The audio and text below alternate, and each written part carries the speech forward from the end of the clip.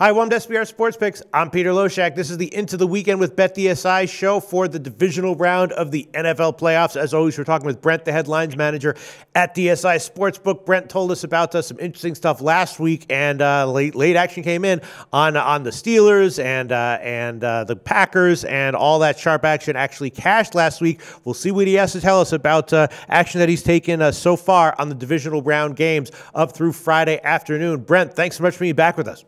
Good to be with you, Peter. All right, Brent, again, is from BetDSI Sportsbook. And, Brent, last week, of course, Clemson won outright, and the national championship game in college football went over. How was that for you? Because, a lot of reports and rumors were kicking around that that result was very bad for the sports books, that there was a ton of public action on Clemson, and that they needed Alabama, and that the Clemson outright win and the over was a very bad result for the sports books. Was that the case with you guys? It was a very bad result for the sports books, Peter. You're bang on there. Right. Yeah, it's interesting because, and I just say this because it's not often that you get, so many guys going the same way. And this is a case where we had, all this stuff came in on like the day before the game and the day of the game. We just had the pile of action. Obviously, it was just huge, massive action. But we had 3 different sharps on Alabama spread and 2 different sharps on the money line. Wow. They laid, it was like 6.5 even money. There was some -6, -6.5, -0.5. Anything like 6.5 where they were not laying the 110, the sharp guys were betting it. Money line action on Alabama, and I think if you remember, if they closed like around 235 on that money line, and Alabama -205 was sharp. I had more action on Alabama that was sharp -215. So it was just all over Alabama, and the sharp money on the total came on the under 52. So yeah, no, it wasn't good for us. Then it's interesting because you take a one-of game like that where you've got everyone betting it, and you look at the way the schedule worked out too in terms of college basketball, NBA, hockey. Everything was basically done. There was one game that night, and this is the whole world. Everyone in North America, perhaps, was going to sit down and watch that game, and most of them were going to bet it too. And it was just a case where you had so much public action going on Clemson that, despite the fact that we had 3 different sharps on the spread, 2 different sharps on the money line, we still needed Alabama. Now, again, like the sharps typically are betting your max wagers, right? And we were taking big max bets on that game, obviously, but it was just. When there's one game like that, it's a case where your public action can actually overwhelm all the sharp action. That's exactly what happened. That's why the line kept on popping back and forth. It was just like we kept getting sharp action, like, okay, this is it. And it's like, wow, now we've taken 3-4 times more action back the other way from public guys and guys with deep pockets. Like I say, I think it's just one of those things to remember that there are cases, and it's isolated cases, like sometimes in the NFL playoffs, but often like the Super Bowl and the college championships and stuff like that, where the public can actually steamroll the sharp guys. Yeah, wow. So when you say that 3 different sharps were on the spread and 2 different sharps on the money line, were those all different? Does that mean that there was 5 different total sharp guys on that side, or was it that there were 3 different? That there 2 of those guys took both the money line and the spread? 5 different guys. 5 different sharps. And there's two of them kept betting every time that we were going to Alabama 6.5 -0.5. They were betting it again. Oh my God. So yeah, wow. It was and from a sharp perspective, it's like they found value at the number and they were going to bet it. And you just again they don't get wiped out on one game. Yeah. They're taking a small edge and they're playing over thousands and thousands of games over hundreds of thousands of dollars. So for them it's not as big a deal, and obviously for us we've got some pretty deep pockets filling our organization. But it is just one of those cases where you just get overwhelmed with public money. You have to move back because you've taken so much. Unreal. 5 different sharp guys fired on Alabama, and all 5 of those guys lost. I guess from their perspective, they might say, well, we had a 60% edge on our bet, and the 60% coin flip just came up tails, and the 40% chance was the result, and so we'll eat the loss. I guess that's the way they would see it, right? Yeah, and what I heard was that many of these guys felt that this Alabama team was one of the best they've seen in years. Right. All right, Brent, thanks so much for that information. As always, really, really appreciate it. And now let's get into the 4 divisional round playoff games that are coming up. First one, Seattle and Atlanta. Some early line movement in favor of Seattle. In favor of Atlanta. Clearly, the line has gone up a bit from 4 up to 4.5. Then maybe a little bit came back down recently on Seattle. But I don't know. Have you taken any notable action on that game? Yeah, I mean, this line has climbed basically from 4 up to 4.5, even touched on 5, and it's back down to most places are like 4.5 on Atlanta or 4.5 dog money. I have seen some like -4, -115s out there with Atlanta. My wager count on this one, it does favor Atlanta. I mean, it's not one of those like lopsided like 2-1, 3-1 kind of figures, but it is like maybe 1.5 times in terms of the actual number of individual bets that I've taken favoring Atlanta. This game, when I'm looking at the straight bets, I actually do have more money on the Seahawks. I do sharp money on Seattle that came at +4.5, -05, and also on the money line came in +190. So I do have sharp money on Seattle on this game. At one sharp involved right now. We are sitting at -4, -115 right here with Atlanta. And again, mostly some bigger bets on Atlanta and definitely a higher wager count favoring the Falcons as well. You'll expect, in a game like this with Atlanta and the high-powered offense and stuff like that you're going to get a count favoring the over quite dramatically, and that is the case here. Almost like 3-1 favoring the over in terms of the actual number of bets I've taken. We opened this one, it was like 49, or it was like 50. I think we opened it out here. We got up to 51 right away, sitting at 51.5 right now. So my wager count's almost 3-1. My money's about 2-1 favoring the over as well. So this, if sharps don't get involved anytime soon, you could probably see this one kind of climb up a little bit higher. But I just have a sneaking suspicion you might see some sharps come back in on the under. But that's just a suspicion, nothing else. But so far right now, the public is all over the over 51 or 51.5 as we are right now. But I do have sharp money on the dog Seattle. Wow. Okay. And then let's talk about Houston, New England. Everyone always scratches their head whenever there's a massive spread in the playoffs, as we have here. And to my eye, it's gone down slightly, actually, in the last day or so. It's actually down to about 15. It was up around 15.5 or 16 earlier, and now it's down to 15. I'm even seeing 14.5 here and there. Total seems like it's holding steady at 44 or 44.5. And we know that the public, you've told us that basically. Until further notice, we can assume that the public is heavily on New England in every game, regular season and in the playoffs. Is that the case here? Yeah, I mean they're all over New England again. No surprise there. It's kind of like funny when you look at New England. Like they only lost 2 games all season long, but they did lose both of those games at home. Then again, you're taking a look at a Houston team who only won 2 games on the road all season long. Yeah, I mean there goes the kind of the glimmer of hope you had to kind of get blown out by that right there. I mean the other thing I want to point out about New England is that you told us that basically the public is on New England week in and week out. This year, New England was killed at ATS. I mean, I think they were 13-3 ATS overall on the year during the regular season or something like that. So most of the time during the regular season, the public was coming away cashing with the Pats. Yeah, you're rubbing salt in our wounds for the Pats, and we already rubbed salt in our wounds about Clemson now. I mean, come on, ease up on us, Peter.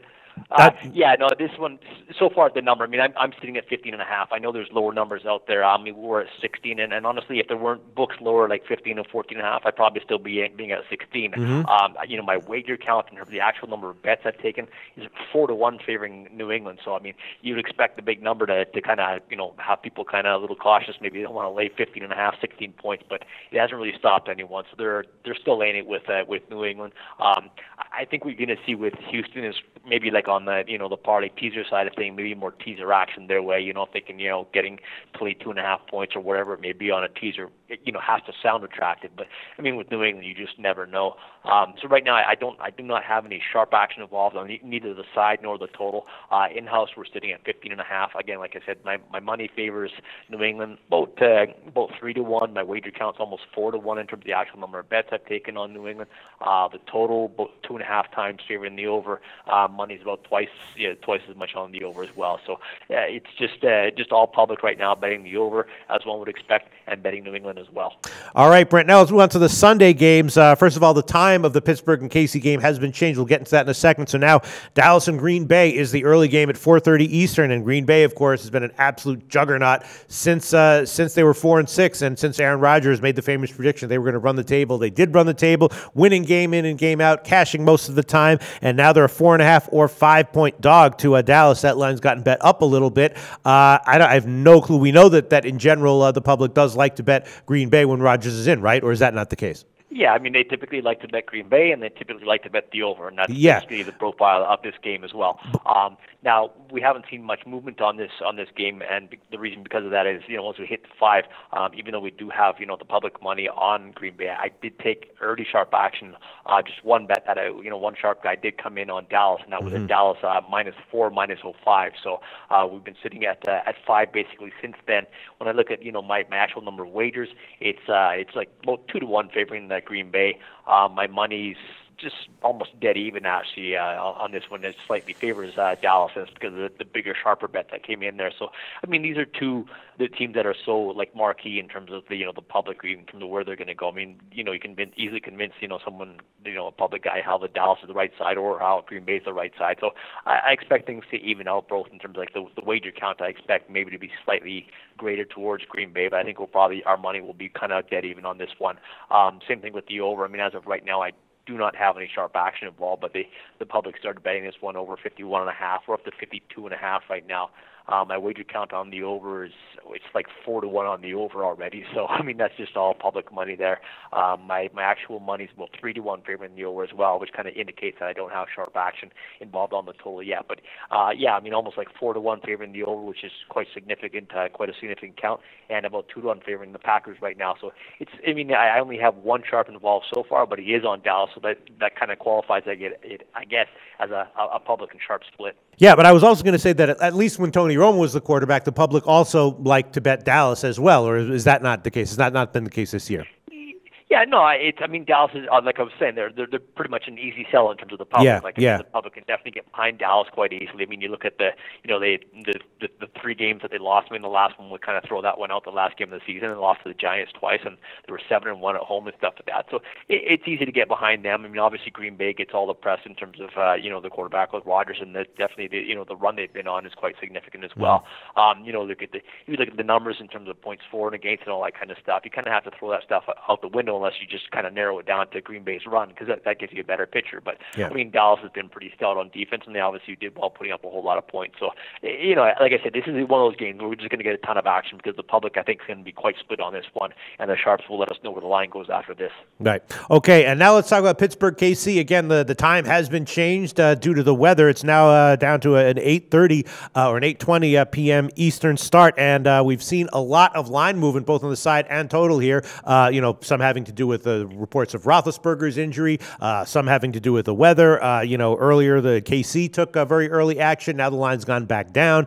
Pittsburgh, it's now down to about +1 or 1.5, and of course the total has been headed steadily downward since it opened at about 46 or 46.5. Now though that the time of the game has been changed, has that affected things? I don't think that the time's really affected thing at all. In terms of the betting stuff, it's a good game for us in that you've got a lot of guys with deep pockets and sharp guys as well involved in this game, and they have such varying opinions on it. So it's a good spot in terms of it looks like we've got public action on both sides, and we have slightly more on Pittsburgh, which you would expect. But sharp guys are definitely split on this one. I did take sharp action on both sides of this one. Now when the line climbed up to when KC was like -1, I got sharp action on KC -1, even at -1.5 as well. I had 2 guys involved on KC. Took money back the other way though. With Pittsburgh at +2, and also it was like a +1 -05 as well. So I've got a couple of guys who are on Pittsburgh. I've got a couple of guys on Kansas City. It's kind of like, okay, that's a nice spot for us now. When I look at my actual money, my money actually slightly favors Kansas City right now. That's just basically on straight bets. I'm almost like dead even in terms of the number of bets I've taken on this one, just talking about straight bets. But my money does definitely favor Kansas City. When I look at parlays and teasers and all that kind of stuff, my wager count is about 1.5 times almost in favor of Pittsburgh, and the money's favoring Pittsburgh as well. But again, that's mostly public money. It's just the Pittsburgh Steelers are just more of a public team than Kansas City Chiefs are, and it may come down to just Roethlisberger versus Alex Smith. I mean, who do you like? Well, obviously, people are going to back Roethlisberger and stuff like that. The total I do have, wager count is almost 2-1 favoring the over, and I do have some sharp action on the over as well. That sharp action came on the over 43.5. Yesterday we were actually down to 40. We've gone back up from 43.5 to 44. We're sitting at 44.5 as well right now, and I have had, like I said, just mostly public money driving the over. But the first sharp bet that we took on this total came at over 43.5. So the weather, it's interesting because the sharps definitely they look at weather differently than most of us kind of make assumptions. Like, okay, it's going to be difficult to do this or that. But the sharps think, if the offense knows where they're going, they kind of have the advantage as well. Maybe if there's snow or rain or whatever, well, maybe there's going to be more fumbles, higher points, all that kind of stuff. So, I don't think the weather or the time change really has affected our accounts in terms of how bets have come in. I don't think it's really affected the total either. And I think one thing I just want to mention with Roethlisberger is his home and away splits. If you look for the last couple of years, is really dramatic in terms of the difference. I mean, that's not to say that he's going to lay an egg here at Kansas City or anything like that. But I mean, you look at like this year. I think 8 games on the road, he had 9 touchdowns. You take 6 games that he had at home, he threw 20 touchdowns. Yeah. So 2 fewer games, and he threw 11 more touchdowns. It's just, if you go back to last, I mean, you can, don't take my word for it. Go back to last season. I think 2015 basically was the same thing with him. His splits on the home and the road are just so dramatically different. Now, like I said, I'm not saying that's going to have any impact on this game, but he definitely seems to be a much better quarterback at home. I mean, now could you say that about every quarterback? Yeah, maybe. So maybe I'm not uncovering anything new here. But I mean, that team also, though, I mean, they obviously look so good. I mean, their running game is so strong. All the receivers have stepped up. Their defense is coming around and much more better against the run in recent weeks and stuff like that. So, I mean, even the night thing, too, just kind of adds the intrigue for me. I just think it's going to be a really good game. At least to watch, I think it's going to be a fantastic game. Sure. So you took sharp action on the over. That kind of reminds me about the sharp action that you said you took on the over in the Oakland-Houston game in the wild card round. And that, of course, turned out to be a winning play there. So what drove the total down then? Was it just general public action, or was there any notable sharp action that drove the public down from the opening line of 46.5 initially?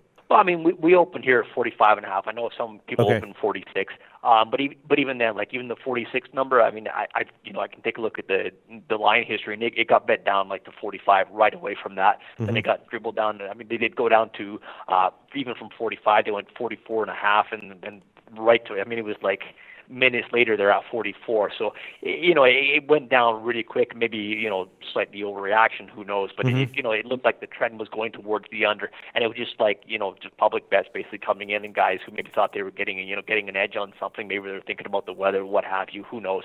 But in terms of the sharps, I mean, they didn't step in until it hit 43. Now you were a full point higher, and we have more money on the over, more wagers on the over as well. So I don't think it's going to go much higher than this. Could I see it go back down? Maybe, but so far, I mean, the only thing that's the sharps have spoken on this one was the over 43.5. Based on the current trend, I would see this game going to 45. But again, you can watch what happens on game day, because I'm sure that total is going to get bounced around quite a bit. Yes. Brent, the headlines manager at DSI Sportsbook. I can't say it enough how much we appreciate your time and information every week. We'll talk to you next week for the conference championships of the NFL playoffs. Go to SBRodds.com. Browse, compare, and shop live odds available at top online sportsbooks.